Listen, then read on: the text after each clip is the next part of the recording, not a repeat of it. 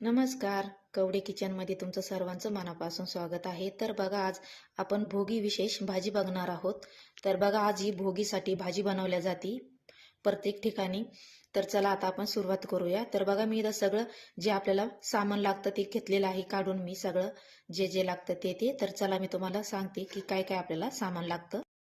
तर बघा, इथं घेतलेले आहे मी 4 वांगे, इथं घेतलेला आहे वाटाणा वल्ला, इथं घेतलेला आहे डिंगऱ्या, इथं घेतलेल्या आहे वाला शेंगा आणि वाल्याच्या शेंगामधलं बी घेतलेलं आहे, इथं घेतलेलं आहे बोर आणि इथं घेतलेलं आहे बिब्याचं फूल, इथं घेतलेलं आहे एक शेवग्याची शेंग सोलून घेतलेली आहे, इथं घेतलेला आहे वाटाणा म्हणजे हरभरा घेतलेला आहे सोलून, इथं घेतलेला आहे शेंगदाणे, इथं घेतलेला आहे एक टमाटर आणि एक घेतलेला आहे पेरू. पेरू आपण कट करून घेणार आहोत. इथं घेतलेली आहे कोथिंबीर. तर बघा, इथं घेतलेली आहे तीळ. तर तीळ आपल्याला पाहिजेच. इथं घेतलेलं आहे खोबरं बारीक बारीक कट करून घेतलेलं आहे, याला आपण भाजून घेणार आहोत.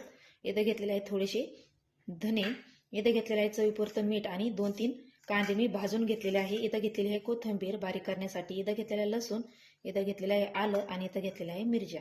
तर चला आता आपण हे खोबरं आणि धने हे भाजून घेऊया.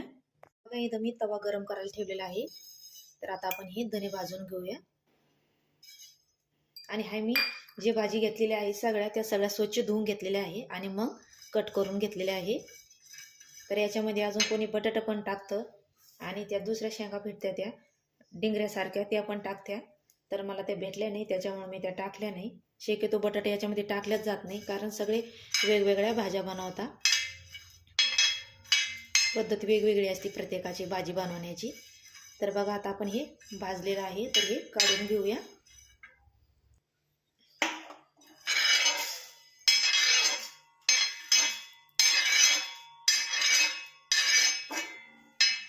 तर बघा, धने काढून घेतलेले आहे. तर आता आपण हे खोबरं भाजून घेऊया. खोबरं तुम्ही किसून पण घेऊ शकता. तर बघा, खोबरं पण भाजून झालेलं आहे, खोबरं पण काढून घेऊया.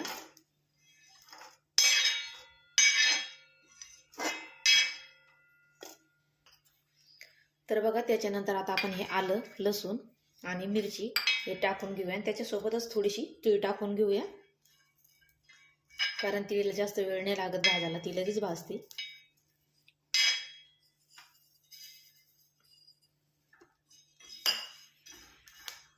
तर बघा, तीळ आणि आलं आणि मिरची भाजून झालेली आहे आणि मी काढून पण घेतलेलं आहे. तर बघा, आपला हा मसाला थंड होतो तोपर्यंत आपण थोडंसं तेल टाकून आपण हे भाजी सगळ्या परतून घेऊया तेलामध्ये.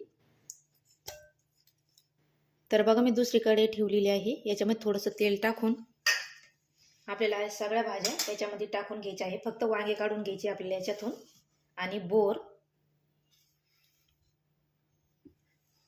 तर बघा, पहिले आपण हे टमाटर मी कट करून घेतलेलं आहे ते टाकून घेतलेलं आहे आणि त्याच्यानंतर आता आपल्याला मी पेरू पण कट करून घेतलेला आहे बघा इथं थोडासा. तर आता आपण या सगळ्या भाज्या याच्यामध्ये टाकून घेऊया आणि मी जे बिब्याचं फूल घेतलं होतं ते असं कट करून घेतलेलं आहे या पद्धतीने. तर आता आपण हे सगळे याच्यात टाकून घेऊया आणि 2-3 मिनिटं याला परतून घेऊया, तोपर्यंत आपण मसाला बारीक करून घेऊया. तर बघा, मसाला बारीक करताना आपण पहिले धने आणि खोबरं आणि मीठ बारीक करून घेणार आहोत आणि नंतर मग हे टाकून थोडंसं पाणी टाकून बारीक करून घेऊया. तर बघा, मी मसाला बारीक करून घेतलेला आहे या पद्धतीने. तर बघा, हे थोडंसं वाफळून पण झालेलं आहे. तर आता आपण हे बंद करूया गॅस. तर बघा, इथं मी दुसरी कढई ठेवून घेतलेली आहे मोठी. तर याच्यामध्ये 1 चमचा तेल टाकून घेतलेला आहे. तर आता आपण जो मसाला घेतलेला आहे तो घेऊया आणि हे वांगे मधून कट करून घ्यायचे आपल्याला.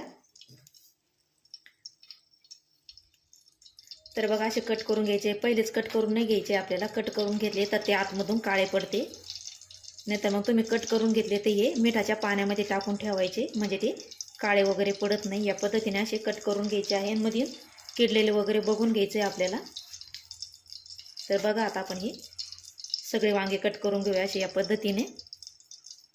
तर बघा, वांगे कट करून झालेले आहे. याच्यामध्ये आता आपल्याला हा मसाला भरून घ्यायचा आहे या पद्धतीने सगळ्यामध्ये.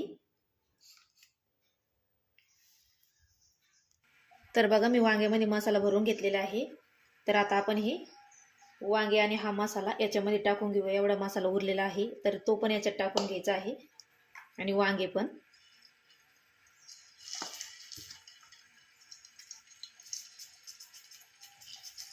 हा मसाला पण याच्यामध्ये टाकून घेऊया. तर बघा वांगे टाकून घेतलेले आहे. तर याच्यामध्ये आपल्याला आता हे चांगले परतू घ्यायचे आहे.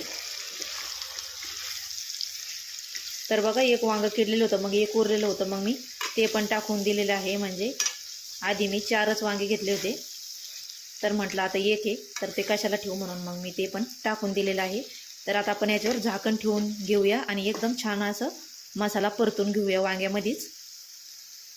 तर बघा वांगे परतून मस्त झालेले आहे. हे बघा तेल पण सुटायला लागलेलं आहे. तर त्याच्यामध्ये आता आपल्याला मसाला टाकून घ्यायचा आहे.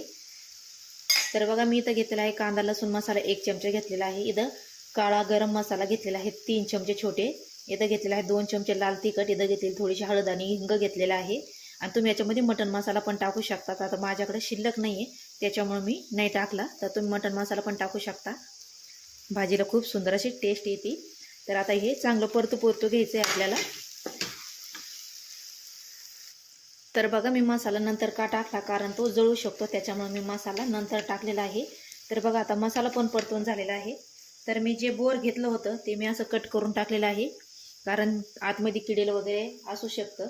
तर बघा जो आपण हा भाजी सगळी मिक्स परतून घेतलेली होती ती पण याच्यामध्ये टाकून घेऊया आणि परतून घेऊया. तर बघा हे मिक्स करून झालेलं आहे. तर मी बाजूला गरम पाणी करायला ठेवलेलं होतं. तर बघा आता हे गरम पाणी आपण याच्यामध्ये टाकून घेऊया. तर बघा गरम पाणी टाकल्यामुळे लगेच याला उकळी येते. गरम पाणी पण टाकायचं आपल्याला, कारण याची तरी पण आहे तशीच तरी राहती गरम पाण्यामुळं. थंड पाणी अजिबात टाकायचं नाही आहे. तर बघा तुम्हाला याला अजून शिजायला पण पाणी लागेल वांग्याला, तर थोडं जास्तच टाकायचं. तर बघा आपण याला भाकरीसोबत खाणार असतो, त्याच्यामुळे थोडीशी पातळ भाजी करायची असती. तर आता आपण ही शिजून घेऊया 5-10 मिनटं याच्यावर कमी गॅसवरती. तोपर्यंत आपण तिळीची भाकरी करून घेऊया. तर बघा ही भाजी मी साईडला ठेवते शिजायला, तोपर्यंत आपण भाकरी करून घेऊया. याच्यावरती आपण तवा ठेवून घेऊया. तोपर्यंत भाजी पण शिजून होती आणि भाकर पण होती. तर बघा मी तवा गरम करायला ठेवलेला आहे. इथं घेतलेलं आहे बाजरीचं पीठ. याच्यामध्ये थोडंसं मीठ टाकूया आणि आता हे आपण मळून घेऊया. तर बघा मी थोडं थोडं पाणी टाकून असं पीठ मळून घेतलेलं आहे. आपल्याला एकदम बाजरीचं पीठ सगळं मळून. तर बघा पीठ मळून झालेलं आहे बाजरीचं आणि उंडा करून घेतलेला आहे छोटासा.